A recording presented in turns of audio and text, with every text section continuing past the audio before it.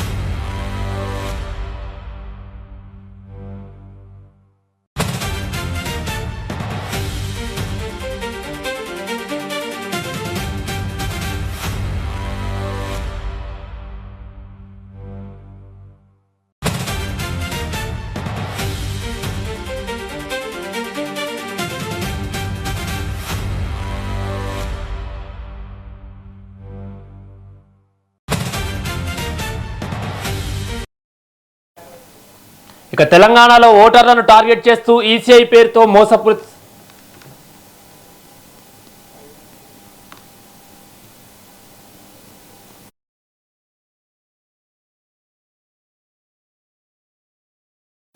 ఇక నిజామాబాద్ జిల్లా వర్ణి మండలం జాకోర్లో 10 లక్షల రూపాయలతో నిర్మించిన గ్రామ మహిళా సంఘ భవనాన్ని ఎమ్మెల్యే పోచారం శ్రీనివాస్ రెడ్డి ప్రారంభించారు. ఈ సందర్భంగా బీర్కూర్లో 2 రోజుల క్రితం తాను చేసిన వ్యాఖ్యలపై స్పష్టత ఇచ్చారు. ప్రజల సంక్షేమమే తన లక్ష్యమని, తనకు ఎలాంటి స్వార్థం లేదని చెప్పారు. ముఖ్యమంత్రి రేవంత్ రెడ్డిని కలవడంలో 1% స్వార్థం లేదన్నారు. ఎవరు ఏ అభివృద్ధి కార్యక్రమం ఇచ్చినా వారి పేరు చెప్పడం తన ధర్మమని పేర్కొన్నారు. తన వ్యాఖ్యల వెనుక ఎలాంటి రహస్యం లేదని, తాను పోరాడి సాధించుకుంటానని, తలదించుకొని పనిచేసే రాజకీయ నాయకుడిని కాదని పోచారం శ్రీనివాస్ రెడ్డి అన్నారు. ఇక ఇదే అంశానికి సంబంధించి మరింత సమాచారం మా ప్రతినిధి నవీన్ అందిస్తారు. ఎస్ నవీన్, చెప్పండి.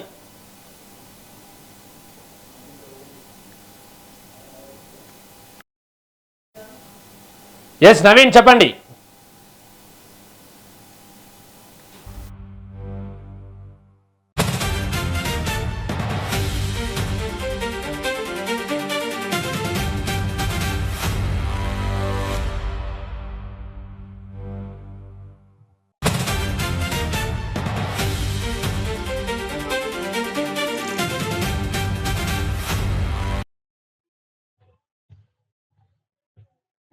హలో, ఇసుక పోచారం శ్రీనివాస్ రెడ్డి దాదాపు 10 లక్షల రూపాయలతో కూడా ఇటు మహిళా సంఘ భవనాన్ని ఓపెన్ చేశారు. దీనికి సంబంధించి మరింత సమాచారం మా ప్రతినిధి నవీన్ అందిస్తారు. ఎస్ నవీన్, చెప్పండి.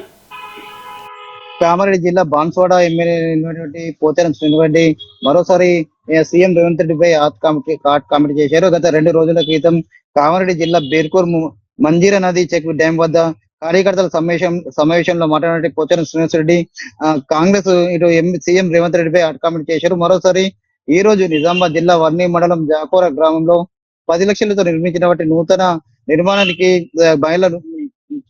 నిర్మించినటువంటి గ్రామం మహిళా సంఘం భవనానికి ఎమ్మెల్యే పోచారం శ్రీనివాస్ రెడ్డి ప్రారంభించారు. అనంతరం ఆయన అక్కడ కార్యకర్తలు ఉద్దేశించి కూడా హాట్ కామెంట్ చేశారు. అయితే నేను అటు పోతున్నా ఇటు పోతున్నా అని కొందరు అంటున్నారని, ప్రజల కోసమే నా జీవితం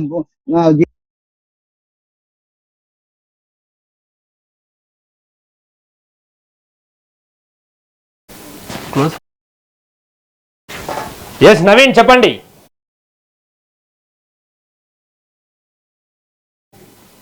రైట్, థ్యాంక్ యూ నవీన్. మళ్ళీ మనం తీర్పులు ఎందుకు మాట్లాడాడు, దానికి ఏం లేదు, ఉన్న మాట మాట్లాడంతే. రాష్ట్రం ఏం లేదు. మళ్ళీ అటుపోతాడా ఇటుపోతాడా? నా ప్రజల కోసమే నా జీవితం, ప్రజల సంక్షేమం కోసమే నా ఆలోచన, కార్యకర్తల బాధలు తీరడానికి నా ఆలోచన. దానికి అనుగుణంగా నేను పనిచేయాల్సి వస్తుంది తప్పితే నాకు ఒక్క పైసా కూడా ఒక పర్సెంట్ కూడా స్వార్థం అనేది నాకు లేదు. స్వార్థం అనేది నేను ఉంటే రాజకీయం వదులుకున్నాను, కానీ ఇటువంటి దౌర్భాగ్యం పని నేను చేయలేదు. రోజు అంటున్న బాధ కలిగి మనం స్పందించాను. బీర్పూర్ పోచారం శ్రీనివాస్ రెడ్డి ఉద్యోగం పెట్టా, ముఖ్యమంత్రి గారికి ముఖ్యంగా కలిగిండా, ఆయన స్వార్థం ఉంది.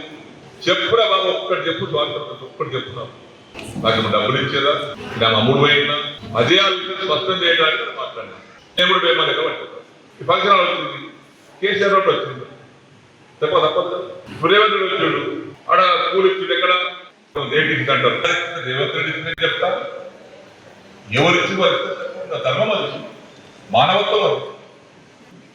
ఆయన చెప్పాడు పోతాను బాగా బీర్పులు మాట్లాడాడు, దాంట్లో రాష్ట్రం ఉంది, ఏమో చేస్తున్నాడు, ఏం రాష్ట్రం లేదు, ఏం లేదు.